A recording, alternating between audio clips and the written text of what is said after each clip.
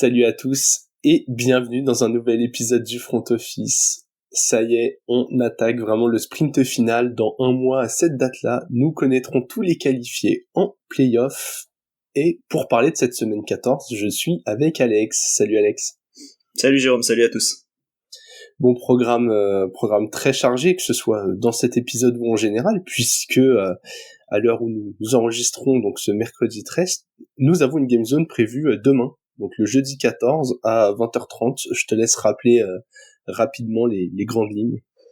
Les grandes lignes, Game Zone, c'est notre soirée où on revisite des jeux connus de tous à la sauce de la NFL. Et du coup, avec nous, on aura les représentants de Bucks France, de Chargers France. On aura Franz des Fantasy Ballers et Jérôme qui sera en participant encore pour mettre en avant tous nos invités. Exactement. Et on finira et je présenterai. Et voilà, et c'est à 20h31, ça durera 2 heures environ, et puis voilà. Ouais, tu sais que maintenant notre chiffré des lettres est quand même un jeu attendu. Attendu et redouté, j'allais dire surtout. Encore plus qu'attendu. c'est ça que j'aime en fait, c'est que maintenant ça redoute le jeu. La dernière fois c'était oh non, j'espère que c'est pas ça. Eh bah si, allez hop. Et on a notre petite nouveauté qui, je crois, je connais pas les jeux, donc tu me diras. Bah non, tu connais pas les jeux, c'est le principe. Après je vais voir, mais normalement oui, on vous a fait remplir un questionnaire. La famille en or. Il faut juste que je vois comment est-ce que je peux faire pour visuellement pour que ça soit joli. Et mais voilà. Mais globalement c'est cool. On a eu pas mal de réponses. On n'est pas encore à 100. Donc si vous avez pas fait encore, n'hésitez pas à faire la petite réponse. Sinon je ferai un petit pourcentage. Ça changera pas énormément. Mais c'est vrai que c'est cool si on peut être à 100. Voilà. Sachant qu'on a de plus en plus d'abonnés, merci à tous, hein. On a tweeté dessus hier, mais voilà, sur Twitter, tranquillement, barre des 400 abonnés. On l'a déjà dépassé du coup, il y a des gens que ça a invité à s'abonner encore plus, donc on se dirige tranquillement vers 500, 1000, et puis... 150 000 dans 3 ans, quoi. Exactement. Ouais. Mon niveau en maths fait que calcul d'exponentielle, je sais qu'on est à 150 000 dans 3 ans. Voilà. Ouais, logiquement, c'est ça. Écoute, je suis tellement doué en maths, on va parler un peu chiffres, on va parler chiffres fantasy, Alex. Comment ça s'est passé pour toi cette semaine dans les ligues de nos camarades des bowlers? On va parler des deux majeurs, hein. Donc le trophée bowlers, j'ai gagné ma ligue en quelque sorte, j'ai fini premier à la dernière journée en battant le premier. Donc c'est là, magnifique. En démarrant, je sais plus en quoi j'ai démarré, mais j'ai pas démarré super bien et j'ai bien rattrapé. J'ai fini, je crois, en 9-5. Donc j'ai ma bye week, donc j'ai 75% de chance de monter en division supérieure. Je pense que ça le fera. Et par contre, sur la Ligue des légendes, j'ai perdu et je crois que je suis pas allé au playoff à 20 points marqués sur la saison. Donc si j'avais mis 3 points de plus par match sur toute la saison, je serais monté. Mais voilà, large. tant pis. Ouais. Bah écoute, fortune similaire de mon côté, puisque dans le trophée FB, après un démarrage, je crois, en 1-5 ou en 2-5, je finis la saison en 8-6. J'ai enchaîné les wins en fin d'année, donc playoff aussi, pas de bye week, malheureusement. On va devoir lutter pour monter en D1, mais assez content de la belle remontée. Et trophée des légendes, je pouvais jouer l'arbitre. En fonction de mes résultats, si je battais mon adversaire du week-end, il s'avère que ça a été un peu compliqué. Si tu le battais, je crois que je pouvais monter, mais je crois que j'ai perdu de toute manière, donc. Ouais, t'as perdu quand même. Ouais, mais c'était au point. Si tu le battais, je crois que je montais. Mais bref, voilà, super. Hein. Merci Jérôme. Et je crois que Marc aussi pouvait monter si je gagnais avec un assez bon total, mais. Ouais, mais je l'ai fumé en total. C'est pour ça, donc tu vois, c'était pour moi. Ouais, cette saison elle était compliquée, elle était à oublier. Alex, il y a d'autres équipes qui sont très heureuses de leur saison, d'autres qui peuvent déjà l'oublier. On va attaquer le rewind de la semaine. Rewind of the week. Quarterback, he's gonna fumble the football. Et pour parler de cette semaine 14, on va commencer par nos matchs préférés de la semaine. Et Alex, je dois t'avouer que quand j'ai lu le conducteur, je me suis posé des questions, donc je te laisse commencer. Bah moi, je vais parler d'un match qui m'a fasciné, plus qu'autre chose, parce que voilà, j'ai envie de parler de ce magnifique Vikings Raiders qui a fini en 3-0 parce que je ne savais pas qu'un match pouvait terminer en 3-0. Je pensais que c'était uniquement au foot, au hockey. Franchement, même un match de rugby qui termine en 3-0, j'ai même pas envie de le regarder. Et là, c'était Puntland. Il s'est rien passé dans ce match-là. On a eu droit à Nick Mullens et Joshua Dobbs côté quarterback des Vikings qui ont même pas lancé pour 150 yards à 2 en cumulé. Niveau réception, catastrophique. À la course, c'est pas bien mieux. Je crois que c'est Mattison qui fait les meilleurs chiffres, mais il se blesse. Ouais. Donc, voilà. Côté de nos amis Riders, pas spécialement mieux, sauf que Aiden O'Connell a fait tout le match. C'est la seule différence. Mais une catastrophe totale. C'est un match qui, en plus, j'ai même pas l'impression que en fait, le match est terminé en 3-0. J'aurais préféré limite qu'il se termine en 0-0 et qu'on rigole un peu plus. Mais t'as eu une interception, je crois qu'en sac, t'as dû avoir t'as eu 5 sacs d'un côté, 4 sacs de l'autre, donc on peut se penser que c'est un peu défensivement sympa, mais en fait non, c'était surtout offensivement naze. Ouais. Et voilà, je suis très content d'avoir pu regarder un match avec autant de punts. Et voilà, c'est à peu près je trouve ça assez beau en fait d'être aussi naze. La première mi-temps, 5 premiers drives, 5 punts, un field goal raté, puis 2 punts de plus, puis mi-temps. Voilà. Ah voilà, c'est ça. Ensuite c'est punt, fumble, punt,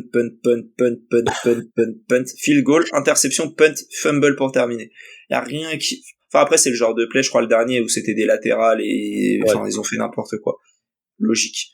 Mais nul. Mais nul. Et voilà, donc du coup, comme j'avais pas trop de matchs qui m'a emballé exceptionnellement, je me suis dit que je voulais parler de celui-là.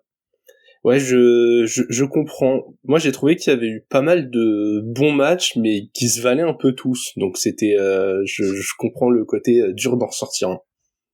Il y en a un qui pouvait être ressorti, mais j'en parlerai plus tard. Mais ouais, t'es terrible. J'avoue que quand j'ai vu Dobbs benché, pas que ça m'a surpris de ouf, hein. Ils ont pas mis une contrepartie énorme et c'était censé faire la transition en attendant éventuellement une prolongation de Kirk Cousins l'année prochaine en retour de blessure, mais ouais, j'ai trouvé ça dur, quoi. J'ai trouvé que c'était tranché un peu vite. Écoute, de mon côté, je vais parler du Jaguars Browns. Donc Cleveland qui a gagné 31-27. Du coup, les deux équipes sont au même bilan, 8-5. J'ai trouvé que les deux équipes étaient vraiment intéressantes à voir. D'un côté, on avait des Jaguars qui ont perdu Christian Kirk pour le reste de la saison, qui était un peu la cible la plus régulière de Trevor Lawrence. Pas la meilleure, je trouve, mais la plus régulière. Et ça s'est senti dans l'attaque. Trevor Lawrence, il a dû trouver d'autres solutions, lui qui jouait quand même blessé. Enfin, on pensait qu'il allait rater 2 ou 3 semaines. Dès le match d'après, il était là. C'est pas la première fois qu'il le fait.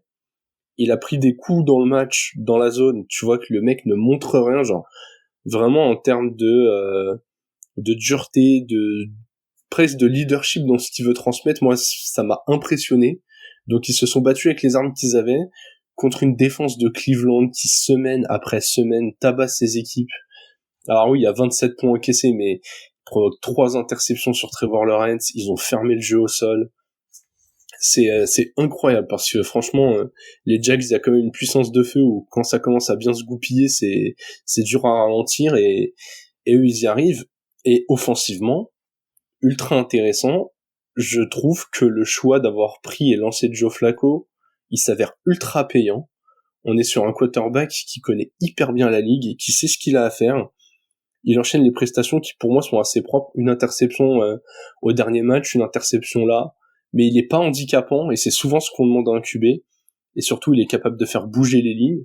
Gros duel de Titan entre Evan Engram et David Njoku. Les deux ont ramassé plus de 90 yards et ont marqué 2 TD. Enfin, j'ai trouvé 2 équipes qui méritent d'aller en play-off. J'étais très content de voir ce match. Et je pense que ceux qui vont se taper les Browns au premier tour des playoffs vont pas être contents du tout. Ça va être compliqué. Clairement, c'est l'équipe que t'as pas envie de jouer jamais en fait. Mais tu sais qu'ils peuvent pas gagner. Enfin, en tout cas, tu penses qu'ils ne peuvent pas gagner le championnat. Tu auras forcément une équipe qui va les battre. mais t'as pas envie de les jouer quand même parce que t'as pas envie d'être l'avant-dernière équipe qui sort face à eux, quoi. Ouais. Et puis, il y a un peu ce côté, comme tu dis, où t'as l'impression qu'ils vont pas gagner, mais en même temps, quand tu prends toutes les équipes de l'AFC et que tu les mets en face d'eux, tu te dis, bah pourquoi pas. Genre, il y a peu d'équipes qui donnent l'impression d'être drastiquement supérieures, quoi. Ouais, je suis d'accord. Moi, j'en vois qu'une qui me plaît vraiment, mais sinon, après les autres, t'es en mode, bah écoute, sur la saison, ça discute, quoi. Allez, on va enchaîner avec nos top teams. Alex, je suis fasciné par ta colonne du conducteur cette semaine. Bah ouais, moi aussi je m'y attendais pas, je t'avoue. Mais là j'ai envie de parler des Jets quand même, parce que nos amis des Jets qui nous fument les Texans 36 avec une deuxième mi-temps absolument folle, notamment de Zach Wilson qui a fait un match presque parfait en fait. Il a fait 27 sur 36, 300 yards de touchdown, pas d'interception.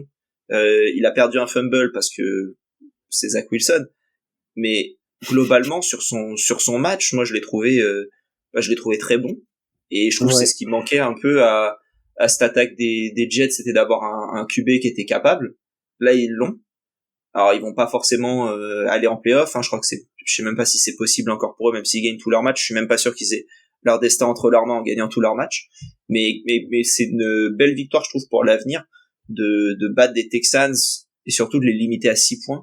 Alors CJ Stroud était pas au top du top, mais il est sorti à un moment, c'est Davis Mills qui est rentré, mais voilà, il s'est offensivement côté Texans, il s'est quasi rien passé. Ils ont fait 80, ils ont dû faire 175 yards, 135 yards ils ont fait sur le match entier, alors que les Jets en ont fait 347.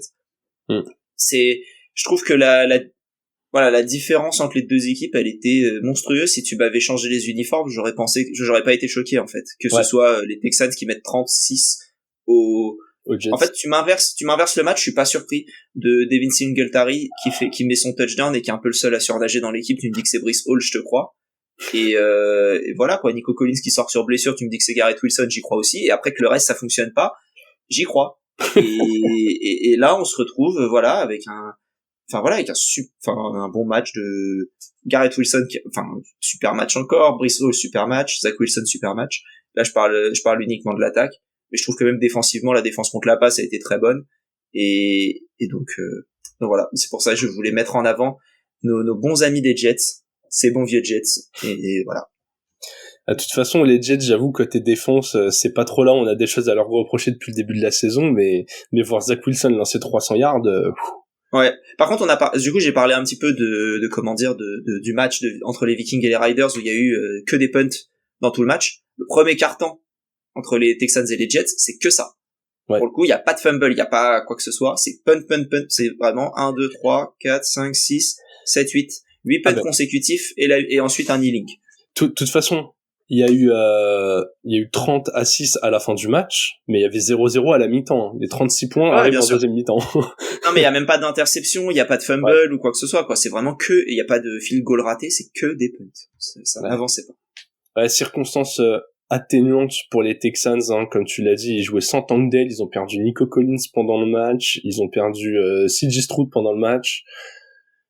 Franchement, on en parlait déjà la semaine dernière, mais waouh, j'ai l'impression que la saison est commencé à être un poil longue pour eux et que malheureusement, ça risque d'être un peu court, quoi. Ça risque d'être dur. Après, ils sont toujours en 7-6, ils sont toujours à une seule victoire de la tête de la division parce que les Jaguars ont perdu, ils sont en 8-5, les Colts n'ont pas gagné. Ils sont en 7-6 aussi, ouais. Mais il y a beaucoup d'équipes en 7-6, mais... Ouais, mais dans le sens où t'as pas un Ravens devant toi qui est à 3 victoires d'avance. Ouais. Et du coup, tu peux aller en playoff, même par ta division. Voilà. Après, ils ont un bilan dans la division qui est pas ouf, il faudrait qu'ils gagnent tous leurs matchs pour que ça passe. Mais voilà. Voilà. Ouais. Ça va pas être simple, même si du coup, ils ont 2 fois les Titans à jouer, donc... Ouais. Normalement, ce sont des matchs faciles. Ouais, c'est pas faux. Allez, ma top team, ce sont les Ravens. Du coup, je l'évoquais un petit peu, c'est de cette équipe dont je voulais parler quand je disais c'est la seule qui m'impressionne un peu. Ils ont gagné 37-31 au bout de la prolongation contre les Rams. Ils revenaient de bye week, les Ravens. Jamais des matchs faciles à aborder, même si t'as le temps de te préparer, t'as un petit peu une coupure dans ce rythme hebdo. Ils ont été vraiment bien bousculés, ils étaient menés 20-17 à la mi-temps. En face, vraiment Stafford fait une belle saison dans l'ensemble, hein. Kyren Williams, il s'est imposé comme un vrai running back 1, les receveurs, le duo Kupp-Nakua, il fait très mal. Et malgré ça, Lamar Jackson, je le trouve impressionnant. Il envoie pour encore plus de 300 yards, il y a une seule interception dans le paquet. C'est lui qui fait le plus avancer son équipe au sol. Sa ligne lui laisse beaucoup de temps, mais je trouve qu'il force moins les passes qu'avant, il lit beaucoup plus les situations où c'est vraiment utile de courir. Et surtout, il arrive à fournir des cibles qui sont d'un bon niveau, mais qui sont pas l'élite de la NFL, quoi. Ça fait quelques semaines que c'est Odell Beckham qui enchaîne les bons matchs. Là, il a 4 réceptions, 97 yards, 1 TD. Isaiah Likely, on le savait, après la blessure de Mark Andrews, il a bien sauté dans le costume et franchement, il enchaîne bien. Zay Flowers, qui est probablement son meilleur receveur de la saison, qui met encore un TD. Et puis une défense... la défense des Ravens, encore une fois, là, elle prend des points, mais il y a beaucoup trop de talent dans cette équipe. Vraiment, pour moi, c'est la meilleure équipe de l'AFC, quoi. Et tu vois, même quand c'est une situation ultra compliquée, un match qui peut leur échapper et tout, ils vont jusqu'en prolongation. Bah, c'est un play défensif qui les fait gagner, hein, puisque c'est une interception retournée pour un pick six qui, oui, c'est interception ou fumble? J'ai un doute, non, c'est une interception. En quoi? En prolongation? Ouais. C'est un punt. Ah oui, non, c'est un retour de punt, c'est ça. Parce que j'avais plus l'image d'une. Donc ouais, ce retour de punt qui les fait gagner, franchement, de Tylan Wallace, encore un nom qui était pas parmi ceux qu'on voyait le plus, mais qui fait la grosse action décisive, quoi. Donc franchement impressionnant de voir comment les Ravens s'en sortent à chaque fois que c'est difficile. Surtout cette saison. Là où avant, ça aurait tenté une conversion à 2 points un peu illégitime, bizarre, dans un coin du terrain, on aurait dit, mais les gars, mais il faut aller les chercher, les victoires. Là, cette année, ils le font. Ouais. Donc voilà, Ravens en top team et Ravens au top de l'AFC tout seul en 10-3. Exactement. Allez, on va passer du côté des mauvais élèves avec les flop teams, et là, je te laisse y aller, Alex, parce que j'ai failli taper sur la même équipe. Bah, je suis un peu déçu, mais c'est les Chargers encore. Alors, est-ce que c'est... En fait, je savais pas si je parlais de ce match-là pour mettre en avant les deux équipes, mais je trouve que les Broncos, depuis quelques semaines, c'est quand même vraiment bien meilleur que... Enfin, on sent qu'il y a un changement dans cette équipe-là. Ouais. Que ce soit côté passe, que ce soit côté course, enfin, tout est plus efficace. Courtland Sutton encore, il met un touchdown, mais les Chargers, c'est cata, quoi. Il se passe rien, on se fait chier, c'est 7 points encore marqués, c'est à la fin du match en plus, donc c'est même pas, voilà. Justin Herbert qui se blesse pour la saison, là, il s'est pété le pouce, je crois, et il sera out toute la saison. C'est Easton Stick. Super nom, par contre. Vraiment, Easton Bâton, j'adore, qui va prendre le relais jusqu'à la fin de la saison. Qui a pas fait un match dégueu, on va dire, mais, enfin, qui a pas fait un bon match non plus. À la course, c'est toujours la même chose, on s'ennuie un petit peu. À la réception, dès que t'as pas Keenan Allen, enfin, il y avait Keenan Allen, mais je trouvais qu'il était beaucoup mieux marqué que d'habitude, et ouais. ça a été très compliqué. Johnston, enfin, on voit quelque chose de lui, mais c'est pas trop ça. Et après, enfin, ça démarrait pas mal avec l'interception côté, je crois que c'est Michael Davis qui fait une interception sur Russell Wilson, genre à sa première passe. Donc tu te dis ça peut peut-être faire quelque chose, et puis derrière la défense, on t'en parlait je crois la dernière fois, tu disais que c'était un peu, il y avait pas de sens de collectif, mais t'avais plus une individualité par-ci par-là qui prenait le relais avec Khalil Mack. Là Khalil Mack il fait pas son match, même Tulipoulu, le rookie, Tuipulotu, il a même pas fait un énorme match. Enfin ça a pu se reposer un peu sur Kenneth Murray, mais c'était pas fabuleux du tout côté défensif. Et voilà, je trouve ça dommage. Là, la saison, elle est en 5-8, on en parlera un peu parce qu'ils se jouent en Thursday night, mais là, tu sais qu'il y a vraiment plus rien à jouer pour les Chargers, et ah ouais, c'est fini. Voilà, quoi. on va sortir les tanks du garage et on va tranquillement se faire rouler dessus jusqu'à la fin de la saison. Ouais. Bah là, t'as tout dit, hein. Vraiment, Austin Ekeler, les grandes déclarations, c'est bien, mais avancer sur le terrain, c'est mieux. Après, alors, à sa décharge pour Austin Ekeler, il fait 100 yards sur le match-là en 15 portées réceptions. Donc c'est pas si mal. C'est pas vrai. ouf, mais c'est pas si mal. Mais voilà, ça avait dit que ça allait splitter les ballons, mais Isaiah Spiller, il a absolument rien fait, et ça, on pouvait peut-être s'en douter. Joshua Kelly, il a touché 3 ballons, il a rien fait non plus. Je sais pas où ça va dans cette équipe-là. Après, on a notre avis tous les deux qui est à peu près le même sur le coaching. Le problème, c'est que notre candidat pour reprendre le poste de head coach, c'était l'offensive coordinator, et je trouve que cette année, l'attaque, elle est désastreuse. Et du coup, ouais. Mais même la défense, hein, t'en as parlé. Moi, quand je vois Derwin James qui tente des plays suicidaires, encore une fois, hein, vraiment, les Chargers, cette défense, je maintiens ce que je disais la semaine dernière, ça tente le gros play qui t'a encaissé le gros jeu tout le temps, quoi. Moi, défendre comme ça m'exaspère quand t'as une équipe qui a besoin de régularité et qui ferait mieux d'essayer d'être solide, quoi. Ouais. Tu vois Darwin James se frustrer quand il passe à 2 doigts de réussir quelque chose, comme si de toute façon ça allait changer les matchs, mais faut que les mecs ils arrêtent de se regarder et qu'ils essayent de jouer pour leur collectif, mais je pense que de toute façon c'est un peu trop tard, comme tu l'as dit, en 5-8 et sans Justin Herbert, dans cette AFC t'as aucune chance de faire quoi que ce soit. Ouais, clairement, je suis d'accord. Totalement d'accord. Bien écoute, je vais passer à ma flop team, qui n'a quand même pas les mêmes problèmes que la tienne, et qui n'a pas l'habitude d'être là, mais j'étais obligé d'en parler. Les Eagles.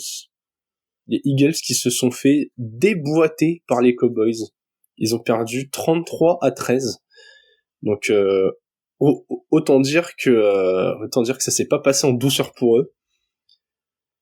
Ils avaient gagné la première confrontation 28-23, je crois.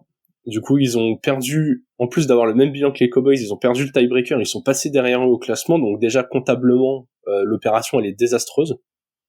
Ils sont plus en tête de la division. Mais surtout, on avait commencé à en parler il y a quelques semaines. Alors toi, les Eagles, ils t'ont peu rassuré cette saison. Mais en plus de ça, on disait, là, à partir de semaine 11, 12, on commence à rentrer quand il y a des grandes confrontations dans les démonstrations pour les playoffs. Et là, il y a une équipe qui m'a rassuré pour les playoffs et l'autre non. Et celle qui m'a pas du tout rassuré, c'est les Eagles. Ils ont rien produit.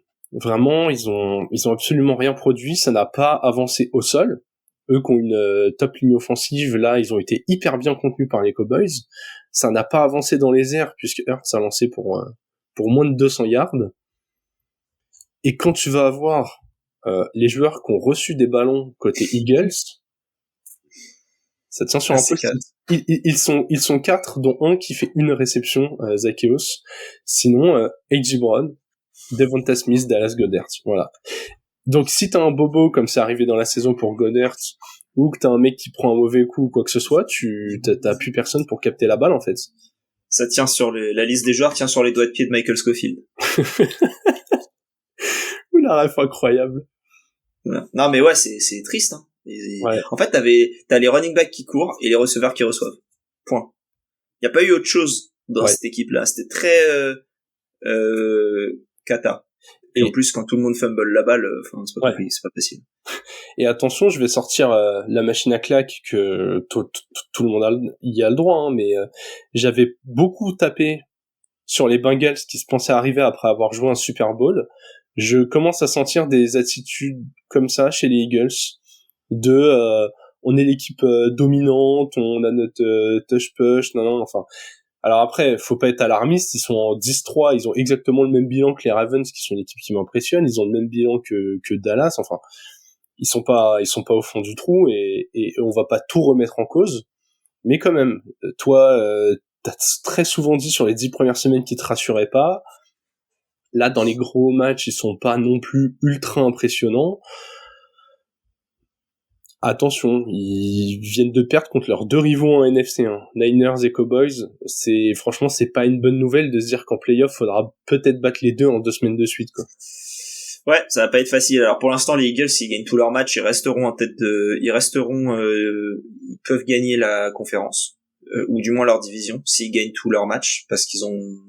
J'ai regardé un peu les procédures de tiebreaker, parce que je me suis posé la question. C'est d'abord c'est le bilan en face à face, si c'est la même chose et c'est pas au nombre de points, c'est le bilan dans la division, ils auront à peu près le même bilan dans la division, ils seront en 5-1 très probablement. Et ensuite c'est le bilan dans la conférence, et les Eagles ont perdu ils ont perdu un match contre une équipe d'AFC alors que les Cowboys ont tout perdu contre la NFC. Donc aujourd'hui, oui, effectivement, ils sont meilleurs parce que les Cowboys ont un bilan de 4-1 dans la division et que les Eagles en 3-1. Mais en fonction de la fin de la saison, c'est pas surprenant pour l'instant que les Eagles puissent repasser devant. Mais il faut qu'ils gagnent tout. Ouais. Après, ils ont un calendrier beaucoup plus facile que celui des Cowboys. C'est peut-être ce qui va les sauver. Ils ont, je crois, 2 fois les Giants à jouer et les 2 autres équipes, c'est pas non plus... Après, ils sont sur une meilleure dynamique, les Cowboys, que les Eagles, parce que les Eagles, comme t'as dit, ils ont perdu 2 fois de suite. Après, ils auront peut-être du coup envie de faire mieux, je sais pas, mais ouais, les Cowboys, c'est Bills, Dolphins, Lions et je sais plus qui pour terminer. Et les Eagles, là, c'est Seahawks, Giants, Cardinals et qui d'autre, je sais plus. Mais ouais, quoi qu'il arrive, quand tu vois les 3 prochains matchs... ouais, ça peut changer très vite. Exactement.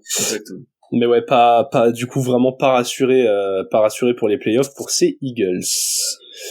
On va passer au trick play, au fumble, Alex. Commençons par les trick play.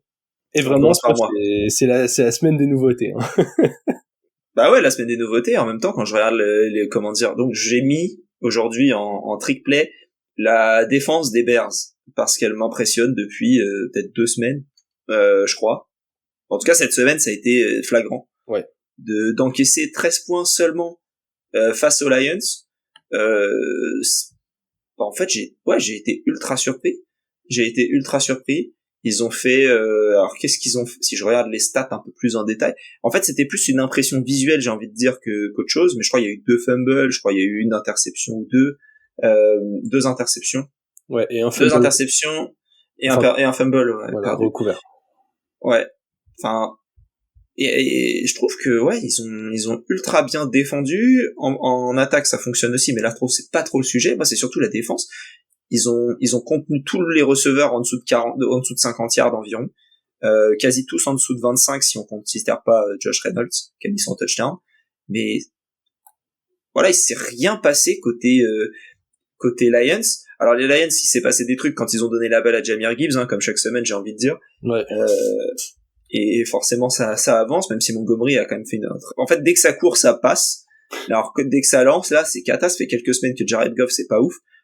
Mais là, je trouve que ouais, sur ce match-là, il y a eu plusieurs sacs. Enfin, c'était voilà, je saurais pas l'expliquer plus que ça, mais visuellement, ils m'ont impressionné. Je sais pas ce que t'en penses. Ouais, bah je suis totalement d'accord avec toi. Je trouve que ce qui ressort de ça, c'est que pour une fois, j'ai réussi à identifier des individualités dans la défense des Bears, ce qui m'arrive pas d'habitude.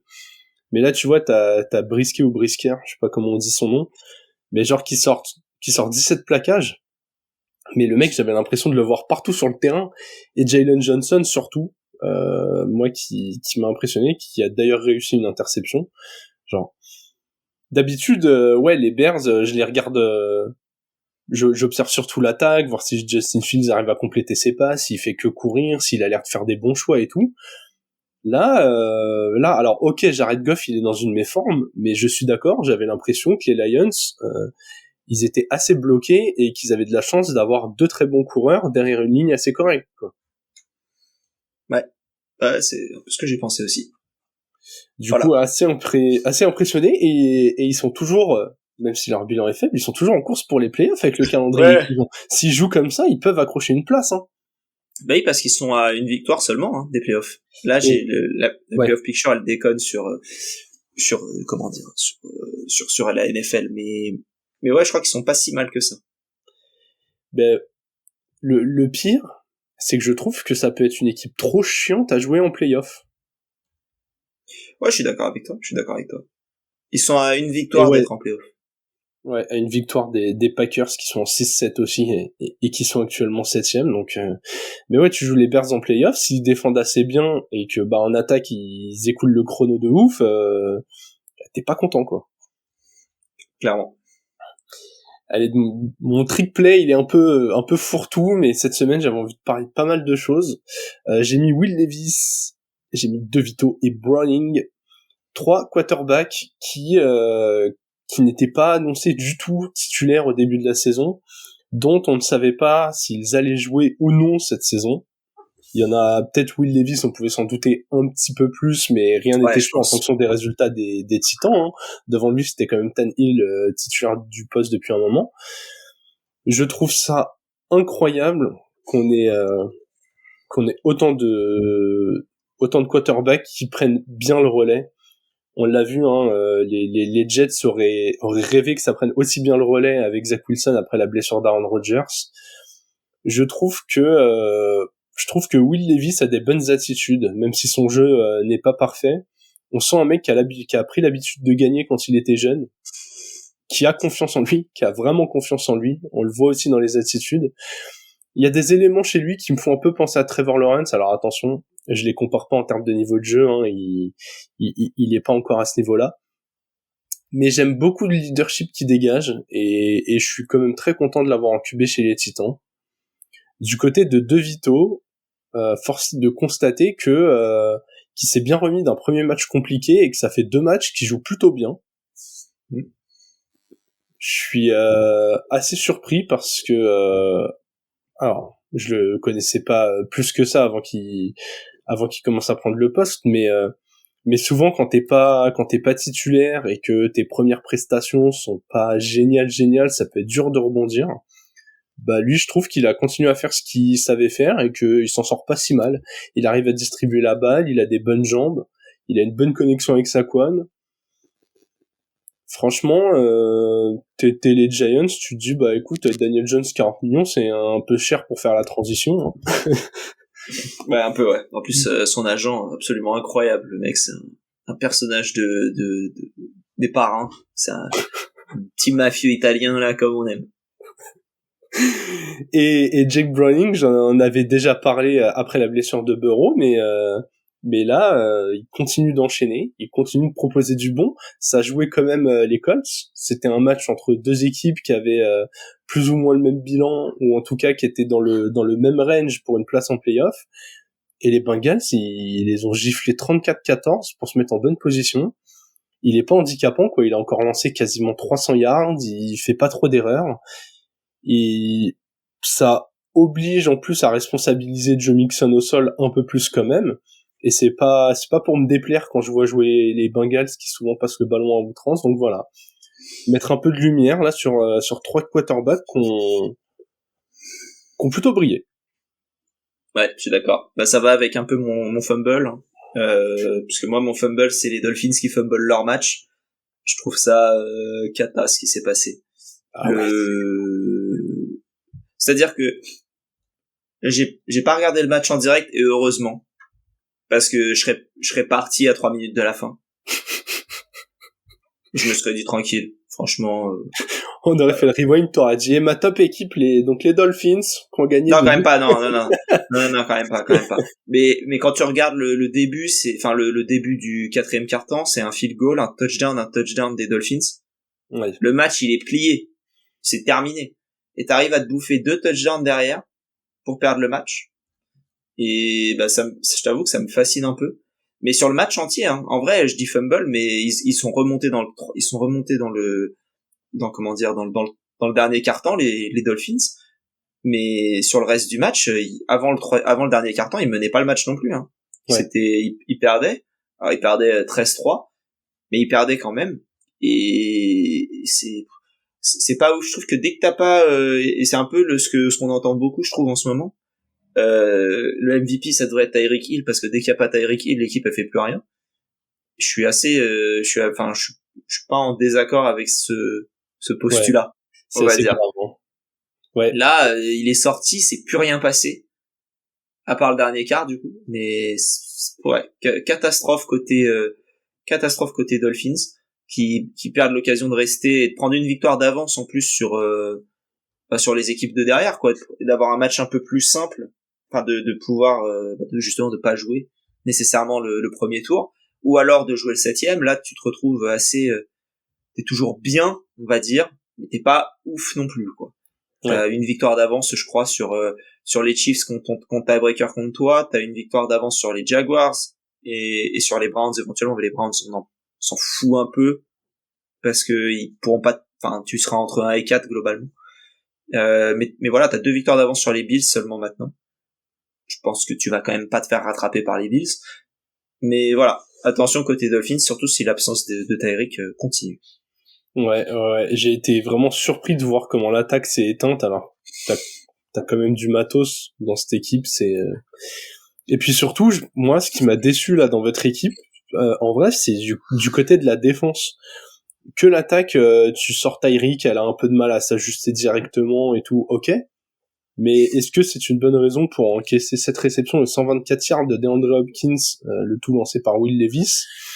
Est-ce que ça justifie de se prendre quasiment 90 yards à mi-course, mi-réception de Tyjae Spears, qui est impressionnant, hein. Moi, je l'adore. Son duo avec Will Levis, franchement, pour un running back, il fait vraiment bien avancer le ballon, même à la réception, mais vraiment, défensivement, on vous a un peu ouvert et... Moi, ce qui me fascine, c'est que comment on a réussi à contenir votre arme numéro 1. Ouais. En Derrick Henry, mais qui met quand même 2 touchdowns. Ouais, après les ballons en goal line, bon voilà, il les prend, il fait un tout droit, mais oui. Ouais, bien sûr. Mais 17 portées, 34 yards, vous l'avez contenu. Mais on se bouffe 2 touchdowns de sa part, mais bon. Voilà. Et pourtant, côté Dolphins, vous avez quand même appuyé au sol, parce que en cumulé, même si on enlève les portées de Tua, ou voilà, souvent c'est pas des plays dessinés pour lui, donc c'était pas des jeux de course appelés. Bah t'as quand même 28 portées en cumulé pour Mostert et Achane. Donc tu te dis bah ok. En plus c'est pas 28 portées pour rien, quoi. Les deux étaient ultra efficaces en yards par course. Tu te dis ok, il y a quelque chose, mais là un peu compliqué, quoi. Écoute, on va finir cette partie rewind avec mon fumble, qui est très clairement l'attitude de Patrick Mahomes. Pour ceux qui ne l'auraient pas vu, les Chiefs ont perdu de très peu à la maison contre les Bills. Ils perdent 20-17. Et Mahomes en fin de match s'est plaint de la décision arbitrale. Donc si vous avez pas vu l'action, Mahomes complète une passe pour Travis Kelce et Travis Kelce sort un de ses nombreux coups de génie puisqu'il réalise une passe latérale, comme on en a souvent parlé. Et une vraie passe latérale lancée à distance, quoi, pas un main à main pour Kadarius Toney qui finit en TD rappelé pour un offside, pour un hors-jeu de Kadarius Toney. Et donc là t'as Mahomes en après-match qui en parlant avec Josh Allen, au lieu de le féliciter et d'accepter la défaite, sort que c'est la plus grosse honte arbitrale qu'il n'a jamais vue de sa vie. Enfin bon. Franchement être mauvais perdant comme ça, déjà je trouve ça horrible. Le hors-jeu il y était. Au bout d'un moment, oui c'est triste. Je pense qu'il devrait plutôt s'en prendre à son receveur plutôt qu'à s'en prendre aux arbitres.